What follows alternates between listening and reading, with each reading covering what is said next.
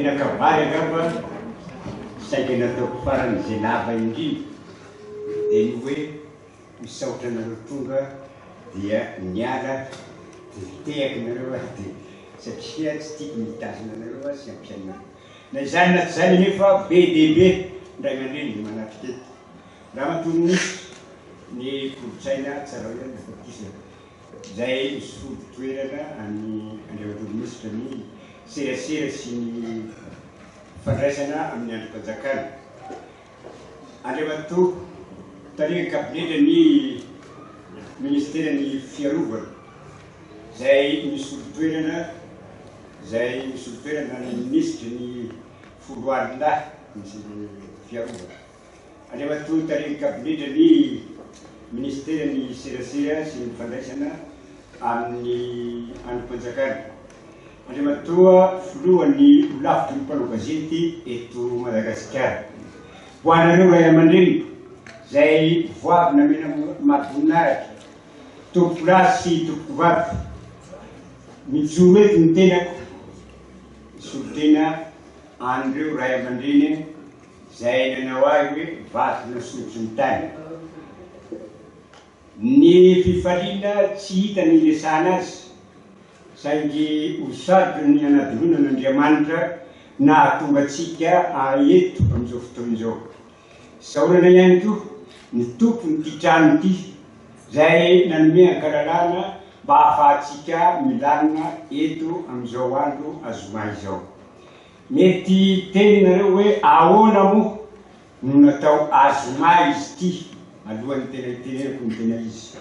nisy hezite zany a rehefa mivory dia ny atalata sy ny azoma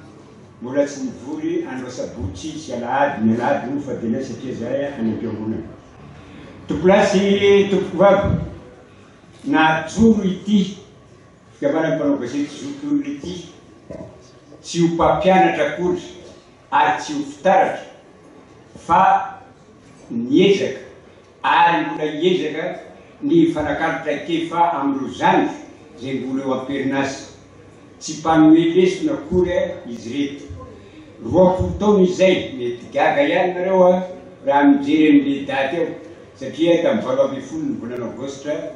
3,780 ny jorono dia efa tokony ho fa 12 taona zany ny tsingerentsika anio saingy amintsika malagasy dia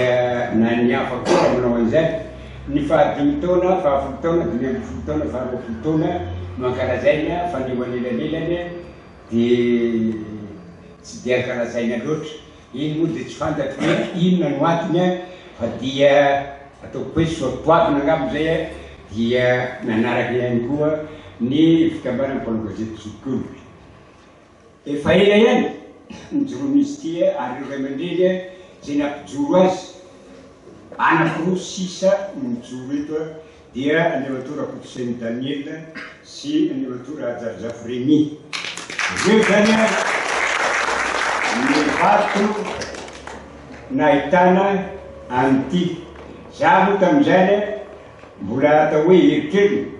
dia natsoiny zareo anisan'ny mpanorona ihany satria tsy maintsy misy ankizy azo irakirana amin'ny zava-drehetra ilana azy sy eo anivony ray aman-dreny sy ny fiarahamonina ny CJD sy olombelety ary efa hita fa mandroso ny azakazaka ny teknôlôjia eran'izao tontolo izao dia somary nanitsikely ny zava-misy ao anatin'ny statut dia nametraka ny atao hoe sakaizan'ny CJD tsy nanavahany moa fa indrindraindrindra ny tanora sy ny mpanao gazety mbola perinasy dia samy mirotsaka avokoa eo ihany koa nefa ireo namana sy ray aman-dreny ao amin'ny akademia malagasy zay miara-miasa sy sakaizan'ny CJD misy general anankitelo miaraka aminay ato ary general faratapitra iara kokarojona tsy toneniko le anankiray iara makavelo dia ia Ferdinand samy general daholo reo sakaizan'ny CJD be dia be izy ary misy mpanoratra mahay tena mahay miaraka amin'ny CJD sakaizany dia ato izy ato le manotony. Izahay eto tanora tokoa no atao hoe mitondra n'ity CJD ty, hasainy amireto zokiko reto no antsakako ny fahendrena rehetra mba hitovy amin'izareo ny tenanay eo ampanapisana ny asan'ny CJD. Tsy ho lava resaka mihitsy fa dia ireo ny fampiratiana rehefa misy fotoana mampalalaka anareo mijery. Ny namana Zanora Mambazafy namoaka boky, mbola tsy amperinandro koa ny mifankalazana, dia namoaka boky mikasika ny tantarany CJD, azonareo vidina ihany koa io satria mba misy ampahany ampidiriny aty amin'ny CJD mba tsy hipelina amin'ny tsipaipaika ny CJD. Tompolasy tompovavy, ela dia ela zay kabary zay mankasitraka anareo hoela velona reny CJD, aranareo rehetrareo koa tsy ho faty alohany. Misaotra tompo. Allora, mi sono la lettera fuori con i gazzetti di Ulna.